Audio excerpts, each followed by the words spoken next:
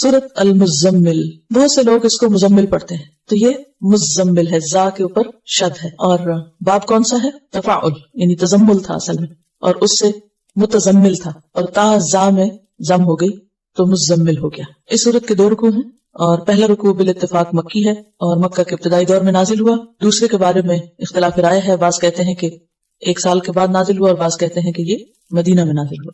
20 آیات ہیں، 285 کلمات ہیں، 838 حروف ہیں۔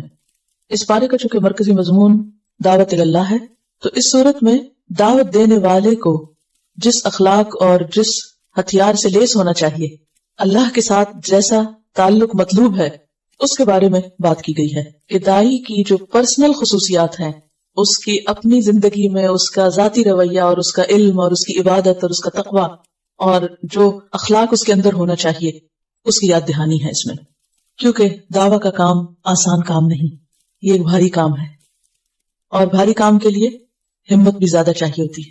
جنوں کے اندر شاید ہم سے زیادہ طاقت ہے، اس لیے انہوں نے پہلی دفعہ ہی سن کر بھرپور کام شروع کر دیا، اور غلط خیالات پر بھی بھرپور تنقید، اور بھرپور طریقے سے میسج کنوے کر کے توحید کی بھرپور دعوت۔ اسی طرح انسان خواہ جسمانی طور پر کمزوری کیوں نہ ہو، لیکن اگر اس کا ایمان مضبوط ہے، وہ اندر سے مضبوط ہے، اس کا اللہ سے تعلق مضبوط ہے، تو پھر وہ بڑے بڑے جنوں سے نمٹنا جانتا ہے، جیسا کہ اس میں فرعون کا ذکر آئے گا، اور بالکل ابتدائی دور کی صورتوں میں سے ہے سورۃ المزمل۔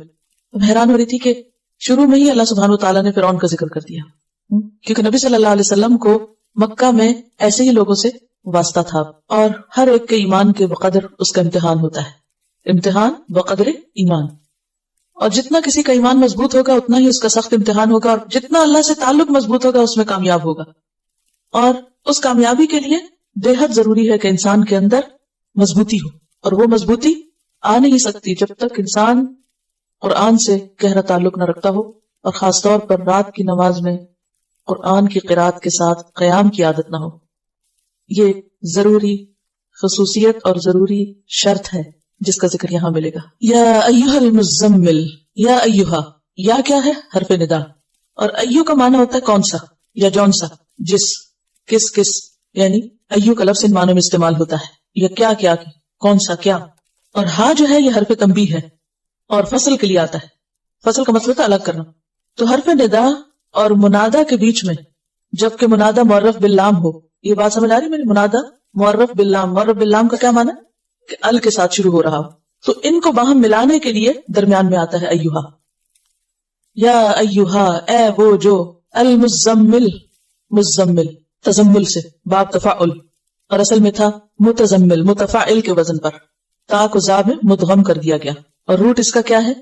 زا ما لا، زا میم لام، اور تزمل کا معنی ہوتا ہے اپنے اوپر چادر یا کوئی کپڑا لپیٹنا۔ خطاب ہے نبی صلی اللہ علیہ وسلم سے، یا ایھا المزمل، اے کپڑے میں لپٹنے والے، اے چادر یا کمبل لپیٹنے والے۔ آپ کو مزمل سے کیوں خطاب کیا گیا؟ اس کی ایک وجہ تو یہ بیان کی جاتی ہے کہ نبی صلی اللہ علیہ وسلم نے جب پہلی مرتبہ جبریل علیہ السلام کو دیکھا تو آپ کے اوپر ایک بہت دہشت تھی اور خوف تھا اور لرزہ طاری تھا۔ آپ گھر پہ تشریف لائے اور حضرت خدیجہ سے کہا، زملونی زملونی، مجھے کمبل اڑھا دو، کمبل اڑھا دو، یعنی ایک طرح سے پروٹیکشن کے لیے اور اپنے آپ کو سمیٹنے کے لیے۔ اور یہ تو چونکہ نقطہ آغاز تھا، اس کے بعد ابھی مزید آپ پر ذمہ داری ڈالی جانا تھی، لہٰذا آئندہ جب آپ کو پکارا گیا تو اس نام سے پکارا گیا، اے کپڑا لپیٹنے والے۔ اور عربوں میں دستور یہ ہوتا ہے کہ جب کسی کو خطاب کیا جاتا ہے تو اس کے حال کا ذکر کر کے اس کو بلایا جاتا ہے، اور یہ ایک محبت کا انداز ہوتا ہے۔ مثلا اس کی بہت سی مثالیں آپ کو ملے گی۔ ایک مرتبہ حضرت علی رضی اللہ تعالیٰ عنہ حضرت فاطمہ سے کچھ رنجیدہ ہو گئے، کچھ ناراضگی ہو گئی، تو گھر چھوڑ کے مسجد میں چلے گئے، اور مسجد کے فرش پر لیٹے ہوئے تھے، آپ کے جسم کے اوپر مٹی لگ گئی۔